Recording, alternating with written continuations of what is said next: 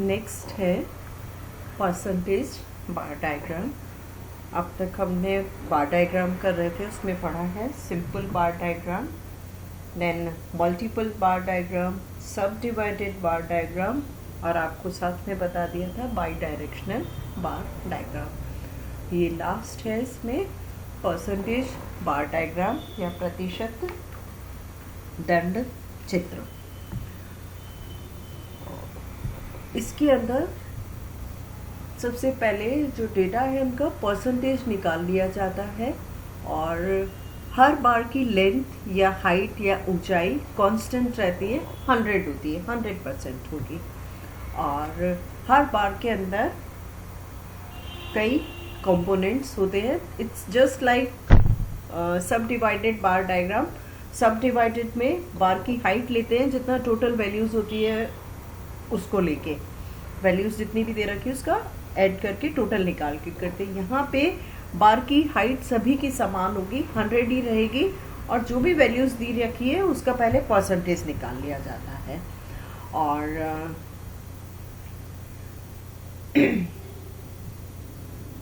Next इसका एक problem solve करके देखते हैं। ये है ड्रॉ है percentage bar diagram using the following data. Physics, chemistry, botany और जोलॉजी में लड़के और लड़कियों की संख्या दे रखी है। सबसे पहले इनका टोटल निकाल लीजिए, ठीक है। टोटल निकालने के बाद इनका परसेंटेज निकालिए। फिजिक्स में हो जाएगा 24 डिवाइडेड बाय 44 इंटू 100। इसी तरह से सबका परसेंटेज निकाल लेना है। परसेंटेज निकालने के बाद में तो फिजिक्स में आ जाएंगे लड़के 54.55% और लड़कियां होगी 45.45%। केमिस्ट्री में है 44.68 एंड 55.32%। बॉटनी में 21.87% और 78.13%। जोलॉजी में है 36.11% एंड फीमेल्स है 63.89%। राइट। अब इसका परसेंटेज बार डायग्राम किस प्रकार से बनाएंगे? सबसे पहले तो मेल स्टूडेंट को हमने डिनोट कर लें ब्लू कलर से, और रेड से कर रहे हैं फीमेल को। एक्स एक्सिस पे लिया जाएगा सब्जेक्ट्स जो कि इंडिपेंडेंट वेरिएबल है, physics, chemistry, botany and zoology.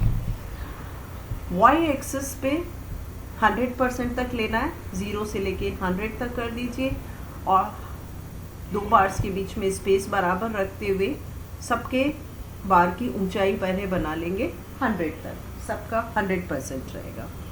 उसके बाद फिजिक्स में कितना आ रहा है? 54.55 मेल स्टूडेंट है, तो 54.55 पे यहाँ लाइन किया, नीचे ब्लू कलर और ऊपर red colour for girls. Chemistry में है 44.68 बॉयज़ के लिए और गर्ल्स का है 55.32। बॉटनी में है बॉयज़ 21.87 और फीमेल्स है 78.13। जोलॉजी में गर्ल्स हैं बॉयज़ हैं 36.11 और गर्ल्स हैं 63.89%। दिस इज लाइक सब डिवाइडेड बार डायग्राम। लेकिन यहाँ पे क्या किया है, पहले परसेंटेज निकाल ली है और उन परसेंटेज के बेसिस पे बार को डिवाइड किया है, सब डिवाइड किया है, इसलिए इसे कहते हैं परसेंटेज बार डायग्राम। नेक्स्ट है बाई डायरेक्शनल डायग्राम्स। ये है सबसे पहला हिस्टोग्राम या आयत चित्र।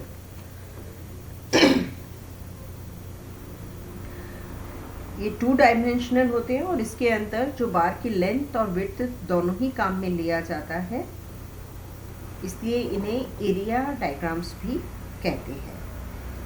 रेक्टेंगुलर डायग्राम इस प्रकार से बनाया जाता है कि जो रेक्टेंगल बना रहे हैं उसका एरिया होता है इस रेक्टेंगुलर की length multiply by width.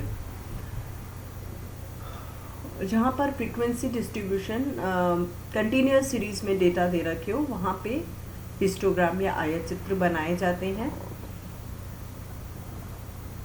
Frequency distribution जो है वो कॉलम्स को रिप्रेजेंट करते हैं, और जो मैग्नीट्यूड ऑफ फ्रीक्वेंसी है या फ्रीक्वेंसी की जो संख्या है वो कॉलम की या बार की हाइट बताती है।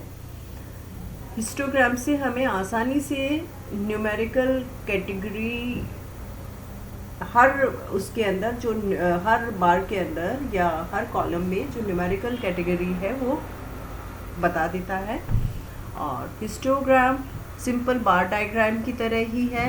दोनों में अंतर क्या है? सिंपल बार डायग्राम में क्लास इंटरवल नहीं दे रखा होता है तो बार अलग अलग बनते हैं। यहाँ पे क्लास इंटरवल दिया हुआ है तो ये बार जो बनते हैं वो बिल्कुल पास पास एक दूसरे से सटे हुए बनते हैं। और इसके अंदर जो क्लासेस हैं वो क्लोज कांटेक्ट में होती है, इसलिए इन दो बार्स के बीच में कोई स्पेस नहीं रहता है। कंस्ट्रक्शन किस प्रकार से किया जाता है? क्लास इंटरवल को एक्स एक्सिस पे लेते हैं और उसकी जो फ्रीक्वेंसीज है उसको वाई एक्सिस पे लिया जाता है, और जो क्लास इंटरवल है यूजुअली उसको इक्वल विड्थ का रखा जाता है, और फ्रीक्वेंसी एरिया और हाइट के प्रोपोर्शन में रखी जाती है। इसमें हिस्टोग्राम बनाना है।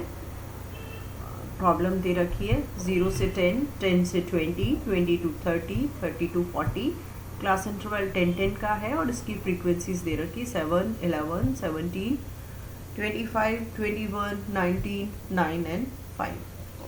तो एक्स एक्सिस पे तो ले लेंगे क्लास इंटरवल, ये हो गया 0, यहाँ पे 10।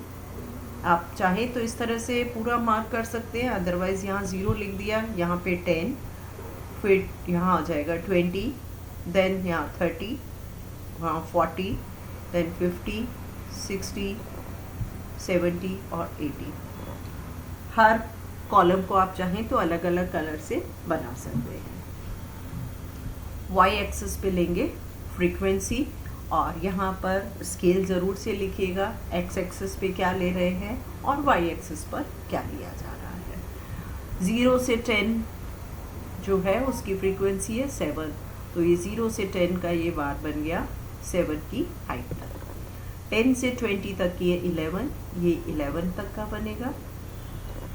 20 से 30 ये 17 तक, देन 30 से 40 ये यहाँ 30 है, ये है 40, इसकी हाइट होगी 25। 40 से 50 वाले की हाइट होगी 21। 50 से 60 तक की हाइट है 19, और 60 से 70 का है 9, और 70 से 80 का है 5। आप चाहे तो यहाँ पे लिख सकते हैं कि हाइट कितनी ली है, 7, यहाँ 11, यहाँ पे 17, यहाँ 25, 21, 19, 9 एंड 5। ये सिंपल बार डायग्राम में क्या था, दो बार्स के बीच में स्पेस था, ठीक है। यहाँ पे क्योंकि ये कंटिन्यूशन में है डेटा, इसलिए ये बार्स भी आपस में सटे हुए बनते हैं। इम्पोर्टेंस ऑफ हिस्टोग्राम, ये क्लियरली हर क्लास की फ्रीक्वेंसी को शो कर देता है, और ऑब्जर्वेशंस के बारे में बता देता है कि ये यूनिफॉर्मली स्प्रेडेड है या रैंडमली है या कुछ और टेंडेंसी शो कर रहे हैं। नेक्स्ट है फ्रीक्वेंसी पॉलीगॉन। फ्रीक्वेंसी पॉलीगॉन एक कर्व है जो कि फ्रीक्वेंसी डिस्ट्रीब्यूशन या आवृत्ति वितरण को प्रदर्शित करता है। फ्रीक्वेंसी पॉलीगॉन के अंदर सबसे पहले जो क्लास दे रखी है उसकी मिड वैल्यूज निकाली जाती है, और फिर उस ग्राफ पेपर पे एक्स एक्सिस पे तो ले लेते हैं मिड वैल्यूज, और उस एक्स एक्सिस पे मिड वैल्यूज ले लिया, और वाई एक्सिस पे ले लेते हैं उसकी फ्रीक्वेंसी। डॉट लगा दिया जाता है, और फिर इन सभी डॉट्स को एक स्ट्रेट लाइन के द्वारा, एक सीधी रेखा के द्वारा जोड़ दिया जाता है।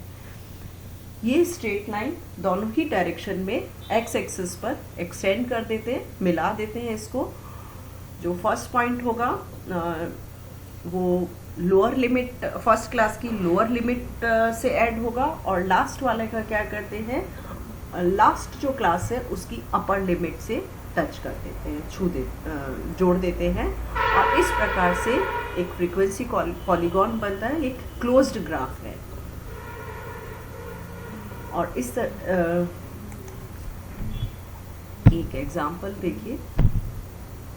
और फ्रीक्वेंसी, नेक्स्ट है फ्रीक्वेंसी कर्व। फ्रीक्वेंसी कर्व भी फ्रीक्वेंसी पॉलीगॉन की तरह ही बनता है। फ्रीक्वेंसी पॉलीगॉन में हम क्या कर रहे थे, दो पॉइंट्स को स्ट्रेट लाइन से सीधी रेखा से जोड़ रहे थे। यहाँ पे क्या करते हैं, फ्री हैंड स्मूथ कर्व के थ्रू छूते, हाथ से छूते, स्केल को हेल्प नहीं लेना है, और इस तरह से जो कर्व बनता है उसको स्मूथ फ्रीक्वेंसी कर्व कहते हैं। ये भी बेस लाइन एक्स एक्सिस पर इसके दोनों जो फर्स्ट इनिशियल पॉइंट और लास्ट पॉइंट को ऐड कर दिया जाता है। इसका एडवांटेज क्या है, फ्रीक्वेंसी पॉलीगॉन की अपेक्षाकृत इसकी अपीयरेंस बहुत स्मूथ होती है। ये एग्जाम्पल है, उसमें क्लास इंटरवल 10-10 का दे रखा है। इसकी सबसे पहले मिड वैल्यूज निकाल दीजिए। मिड वैल्यूज कैसे निकालते हैं, lower limit plus upper limit divided by 2। यहाँ हो जाएगा 0 + 10, 2 से डिवाइड कर दीजिए 5, ऐसे ही 10 + 20 डिवाइडेड बाय 2 50, 25, 35, 45, 55, 65 एंड 75। और ये इनकी फ्रीक्वेंसीज दे रखी है जो हम फर्स्ट उसमें कर चुके हैं।